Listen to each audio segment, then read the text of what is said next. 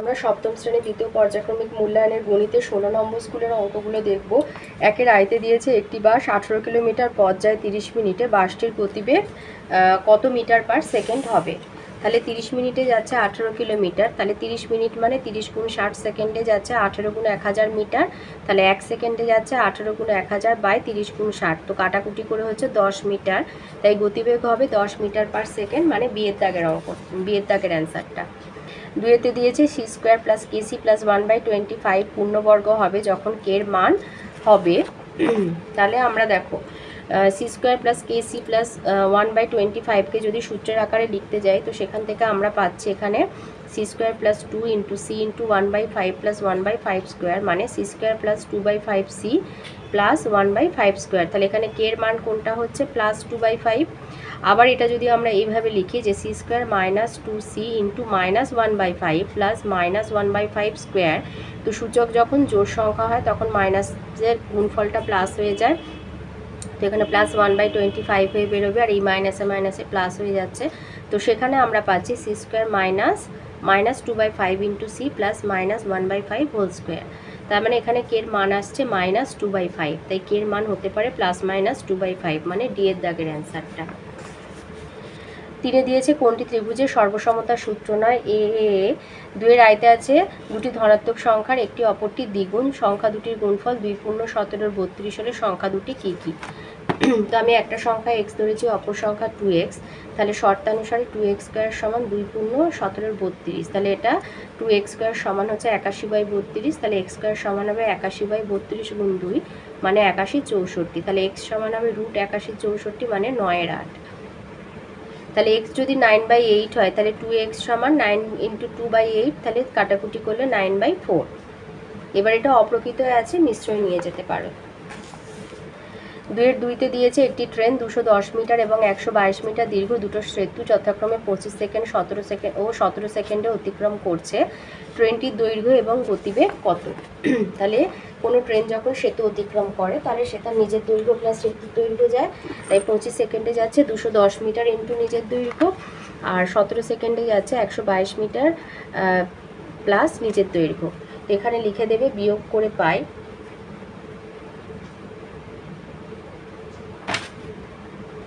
তাহলে 8 সেকেন্ডে যাচ্ছে, বিয়োগ করে 25 থেকে 17 বিয়োগ করলে 8, আর 210 থেকে 122 বিয়োগ করলে 88 মিটার, তাহলে 8 সেকেন্ডে যাচ্ছে 88 মিটার, 1 সেকেন্ডে যাচ্ছে 88/8, মানে 11 মিটার, অতএব ট্রেনের গতিবেগ 11 মিটার পার সেকেন্ড।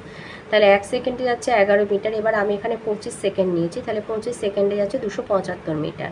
তাই যেহেতু 25 সেকেন্ড নিয়েছি, তাই ট্রেনের দৈর্ঘ্য বার করার জন্য 275 থেকে আমি 210 মাইনাস দেবো, যদি তোমরা 17 সেকেন্ড নাও তাহলে 122 মাইনাস দেবে, তো 275 বিয়োগ 210 সমান 65 মিটার। তাহলে ট্রেনের গতিবেগ 11 মিটার পার সেকেন্ড আর ট্রেনের দৈর্ঘ্য 65 মিটার। 2 নম্বর বলেছে একটি বর্গাকার জমির ক্ষেত্রফল 6400 বর্গমিটার, মানে 6400, এবার প্রতি মিটারে 3.5 টাকা খরচ হলে জমির চারিদিকে বেড়া দিতে কত খরচ হবে। তো জমির চারিদিকে বেড়া দিতে গেলে তোমার জমির পরিসীমা জানতে হবে। তাহলে যেহেতু জমিটা বর্গাকার, তাহলে ক্ষেত্রফল থেকে তুমি একটা বাহুর দৈর্ঘ্য কী করে বার করবে, রুট করে বার করবে, বর্গমূল করে, তাহলে 6400 মানে 80 গুণ 80, তো 80 মিটার, তার মানে একটা বাহুর দৈর্ঘ্য 80 মিটার, তাহলে পরিসীমা 4 গুণ 80 মিটার, মানে 320 মিটার। এবার 1 মিটারে খরচ হচ্ছে 3.5 টাকা, তাহলে 320 মিটারে খরচ হবে 1120 টাকা, তাহলে মোট 1120 টাকা খরচ হবে। 3 আয়তে আছে x⁴ মাইনাস 81কে সূত্রের সাহায্যে উৎপাদকে বিশ্লেষণ করো। তাহলে x⁴ মানে x square whole square minus 9 square, তো এ স্কোয়ার মাইনাস বি স্কোয়ারে চলে গেলাম, x স্কোয়ার প্লাস 9 আর x square minus 9, x square plus 9টা ঠিক আছে, এটাকে আবার ভাঙলাম x স্কোয়ার মাইনাস 3 স্কোয়ার, তাহলে সেখান থেকে পাচ্ছি x square plus 9 x plus 3 into x minus 3। আচ্ছা, 3-2তে আছে x/y মাইনাস 2 সমান y/x হলে x square by y square plus y square by x square সমান কত। তো আমাদের যেটা দিয়েছে সেখান থেকে আমরা পাচ্ছি x/y মাইনাস y/x সমান 2, উভয় পক্ষকে বর্গ করে পাই, তাহলে a মাইনাস বি হোল স্কোয়ারে চলে যাব, x square by y square minus 2xy into y by x plus y square by x square. এবার কাটাকুটি করলে হবে -2, বাঁ দিকে -2, সেটা যদি ডান দিকে নিয়ে যাই প্লাস হয়ে যাবে, তাই x square by y square plus y square by x square সমান 4 + 2 = 6 হবে উত্তর। 3 দিয়েছে 4a square plus 4a plus 1 minus x square plus 8x minus 16 কে দুটি বর্গের অন্তর রূপে প্রকাশ করো, মানে x square minus y square বা এ স্কোয়ার মাইনাস বি স্কোয়ারে বলতে পারো। তাহলে আমাদের যেটা দিয়েছে সেখান থেকে দেখো, এখান থেকে আমরা একটা সূত্রে আসছি 2a whole square plus 2 × 2a × 1 plus 1 square, আর এখানে মাইনাস কমন নিলে আমরা পাবো x square minus 8x plus 16। তো এখান থেকে আমরা সূত্রটা কি পাচ্ছি, 2a প্লাস 1 হোল স্কোয়ার, আর এইটাকে যদি বিশ্লেষণ করি x square minus 2 × x × 4 plus 4 square. তো এখান থেকে যে সূত্রটা পাচ্ছি সেটা হচ্ছে x মাইনাস 4 হোল স্কোয়ার। তাহলে এটা হয়ে গেল দুটি বর্গের অন্তররূপে প্রকাশ, এই হচ্ছে দুটো বর্গ, অন্তর মানে বিয়োগফল। তাহলে 2a plus 1 whole square minus x minus 4 whole square. 4 আয়তে দিয়েছে একটা এবিসি একটা ত্রিভুজ অঙ্কন করো যার বিসি হবে 5.5 সেমি, বি কোণ হবে 60 ডিগ্রি, সি কোণ হবে 30 ডিগ্রি। তাহলে আমরা একটা যদি রাফ স্কেচ করে নিই, তাহলে আমাদের বিসি হচ্ছে ভূমি, বি আর সি এটা হবে 5.5 সেমি, আর বি কোণটা হবে, ধরো এই হলো ত্রিভুজ, বি কোণ হবে 60 ডিগ্রি আর সি কোণ হবে 30 ডিগ্রি, এই হলো এ বিন্দু। তাহলে আমরা 60 ডিগ্রি 30 ডিগ্রি এমনি আমরা কম্পাসের সাহায্যে এঁকে নিতে পারি। তো প্রথমে আমরা যে কোনো মাপের একটা সরলরেখাংশ টেনে নেব, নিয়ে সেখান থেকে 5.5 কেটে নেব আমরা, এই একটা কেটে নিলাম। এবার এখান থেকে আমরা 5.5 সেন্টিমিটার মাপের সরলরেখাংশ কেটে নেব। তাহলে এই আমরা 5.5 মাপ নিয়ে নিয়েছি, তো এখান থেকে আমরা কেটে নেব, এই কেটে নিলাম। এবার নাম দিয়ে দেবো বি আর সি, তাহলে এটা হচ্ছে 5.5 সেমি। এবার বি বিন্দুতে আমরা 60 ডিগ্রি কোণ আঁকবো, 60 ডিগ্রি কোণ আঁকা সোজা। তো এখানে আমরা একটা যে কোনো মাপের বৃত্তচাপ নেব, বৃত্তচাপটা যে বিন্দুতে ছেদ করেছে সেখানে আর এক কাঁটাটা বসিয়ে আর একটা বৃত্তচাপ আঁকবো, এই হয়ে গেল আমাদের 60 ডিগ্রি। এবার সি বিন্দুতে বৃত্তচাপ আঁকবো,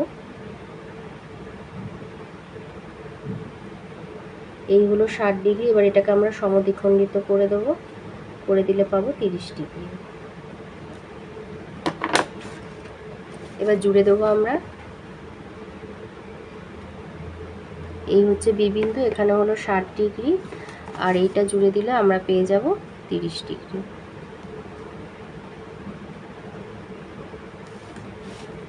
এই হলো 30 ডিগ্রি, আর এটা হচ্ছে এ বিন্দু। তাহলে আমাদের হয়ে গেল। তাহলে এখানে নিচে লিখে দেবে কোণ এবিসি সমান 60 ডিগ্রি, কোণ এসিবি সমান 30 ডিগ্রি, আর বিসি সমান 5.5 সেমি।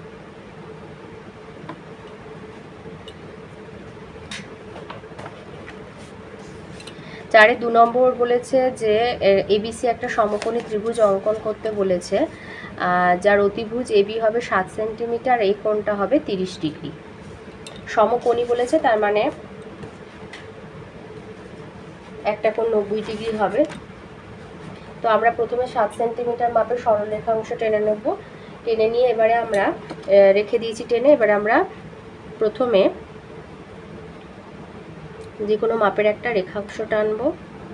এবার আমরা 30 ডিগ্রি কোণটা এ বিন্দুতে করে নেব। ধরো এটাকে আমরা এ বিন্দু ধরলাম, তো এখানে আমরা 30 ডিগ্রি কোণটা আঁকবো। তাহলে এই আমরা এখানে এ বিন্দুতে 30 ডিগ্রি কোণ এঁকে নিয়েছি। এবার এখান থেকে আমরা এ বি বলেছে আমাদের অতিভুজ, তো আমি এখান থেকে 7 সেন্টিমিটার মাপ নিয়ে সরলরেখাটা কেটে নেব। তো আমরা 7 সেন্টিমিটার মাপের সরলরেখাংশটা এই বিন্দুতে কাঁটা বসে এখান থেকে কেটে নিলাম। এবার যেহেতু সমকোণী ত্রিভুজ বলেছে, তাহলে একটা কোণ 90 ডিগ্রি হবে। তাহলে এটা হচ্ছে আমাদের বি বিন্দু। এবার বি বিন্দুতে কাঁটা বসিয়ে আমরা একটা বৃত্তচাপ আঁকবো, যেটা এই সরলরেখাটাকে দুটো বিন্দুতে ছেদ করবে। এই আমরা বি বিন্দুতে কাঁটা বসে এই বৃত্তচাপটা এঁকে নিয়েছি। তাহলে আমরা দুটো ছেদ বিন্দু পেয়েছি, এই একটা আর এই একটা। এবার এখানে কাঁটা বসে ওই একই মাপ রেখে এখানে কাঁটা বসে আমরা বৃত্তচাপের মানে বিবিন্দুর বিপরীত দিকে আর কি, উল্টো দিকে নিচের দিকে দুটো বৃত্তচাপ আঁকবো যারা পরস্পরকে ছেদ করবে। তাহলে এই ছেদ করে দিয়েছে। এবারে বি বিন্দু আর এই ছেদ বিন্দুটা জুড়ে দেবো, দিলেই লম্ব তৈরি হয়ে যাবে। তো একটা সরলরেখার উপর আর একটা সরলরেখা লম্ব হয়ে দাঁড়ালেই 90 ডিগ্রি কোণ উৎপন্ন হয়। এখানে নাম দিয়ে দিলাম, এই বিন্দুটার নাম দিয়ে দিলাম এ, আর এটা হচ্ছে 90 ডিগ্রি। তাহলে হয়ে গেল, এটা হচ্ছে এবি হচ্ছে 7 সেন্টিমিটার, এটা 90 ডিগ্রি, এটা 30 ডিগ্রি। আমাদের ত্রিভুজ তৈরি হয়ে গেল। আচ্ছা, এখানে 5-এর 1 নম্বর একটা স্তম্ভ চিত্র দিয়েছে, তো এর স্কেলটা বেশ খানিকটাই বড় হবে। একটা দ্বিস্তম্ভ চিত্র অঙ্কন করতে হবে, হাই জাম্প, লং জাম্প, দৌড়, খোখো এগুলো। আর 2-এর দাগে দিয়েছে কোম্পানি 4টি কারখানায় উৎপন্ন 1200 ট্রাকের সংখ্যা তালিকা দেওয়া হয়েছে, দ্বিস্তম্ভ লেখো। তো 2-এরটা আগে দেখিয়ে দিচ্ছি। 2-এরটা আমি 1 একক সমান 5টি গাড়ি ধরেছি, 5টি গাড়ি। তো 5, 10, 15, 20 করে 40 অবধি টেনে নিয়ে এখানে কারখানার সংখ্যা ABCD এইভাবে দ্বিস্তম্ভ চিত্রটা তৈরি করে নিয়েছি। আচ্ছা, তাহলে আমরা 5-এর 1 নম্বরে যে দ্বিস্তম্ভটা রয়েছে সেখানে আমাদের দেখো যে তথ্যতে যে স্কেলটা দেওয়া রয়েছে তার মধ্যে সব থেকে কম হচ্ছে 225 আর সর্বোচ্চ হচ্ছে আমাদের 550। তো আমি 1 একক সমান 25 জন ধরেছি, 25, 50, 75, 100 করে এইভাবে আমি 600 অবধি স্কেলটা তৈরি করে নিয়ে এইভাবে আমি দ্বিস্তম্ভ চিত্রটা অঙ্কন করেছি। আর এখানে দেখিয়ে দিয়েছি খালি বাক্সটা হচ্ছে ছাত্রের সংখ্যা, ডোরা কাটাটা ছাত্রীর সংখ্যা, আর 1 একক সমান 25 জন। তো এইভাবে তোমরা দ্বিস্তম্ভ চিত্রটা অঙ্কন করে নেবে।